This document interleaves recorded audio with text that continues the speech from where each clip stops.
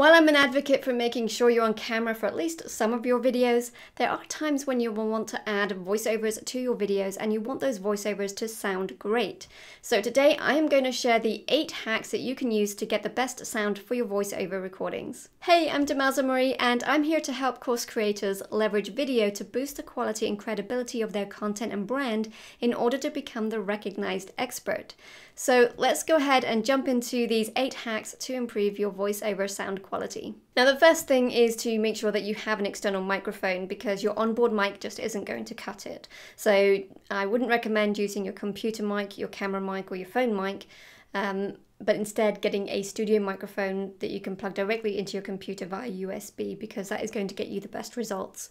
Now ideally your microphone should be about 6 inches from your mouth, which is about the pinky to the thumb distance, so that will give you an idea of the distance from the microphone you want to be.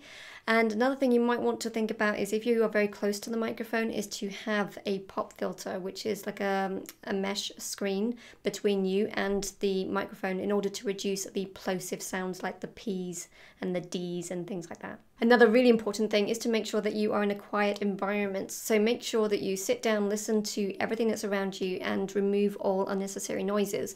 So you might hear computer fans running in the background or clocks or the refrigerator or the AC unit. All of these things can add extra noise to your audio, which is really going to be hard to remove in post-production.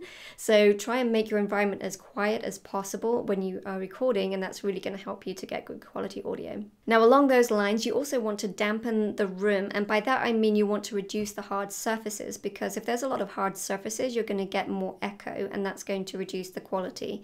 So look for ways in which you can add sheets on the walls, carpets, rugs, throws, whatever is going to absorb all of the sound from bouncing across the walls and ceiling and the floors is really going to help.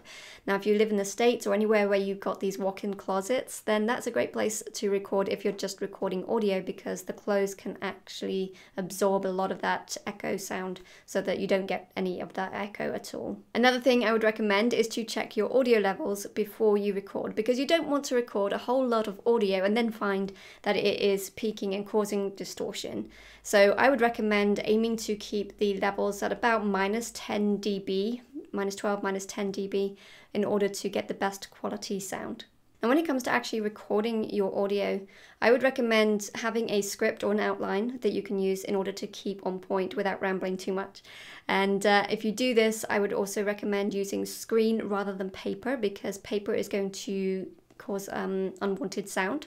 So using a screen will be a lot easier. So if you've got an iPad or an iPhone or something that you can just have your script or your outline on, then that's going to be much more helpful.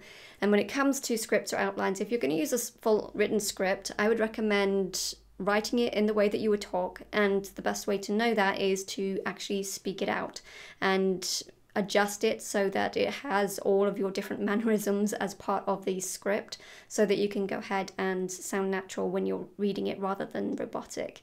Otherwise, I would recommend just using an outline, because that will help you keep on point, hopefully, without actually sounding robotic. This next one might seem a little bit strange since we're talking about audio and not video, but I encourage you to go ahead and smile as you talk, because it actually helps with making your voice sound more pleasant and energized, which is both things that you want when you are talking on a voiceover. So go ahead and smile away. Even though nobody can see you, they will actually hear it in your voice. You also want to make sure that you are well hydrated, because if you're dehydrated, you're going to lack energy and you're also going to likely have a dry mouth.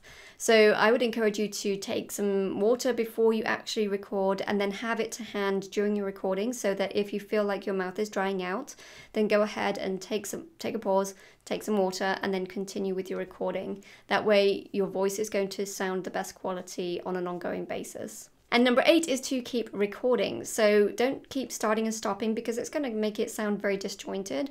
I would recommend just going ahead, push the record button, and then start working through your script or your outline. And then if you do make a mistake, go ahead and just pause, go back and pick up from a place which makes sense and then keep on going. And I think that's going to help you sound a lot more natural, less disjointed as you go through your recording. Now in the description below is a link to help you further with producing quality videos and courses, so be sure to check that out. And if you found this video helpful, don't forget to hit subscribe and the bell button so that you get notified of more videos to help you become the recognized expert in your space. Thanks so much for watching, and I will catch up with you in the next video.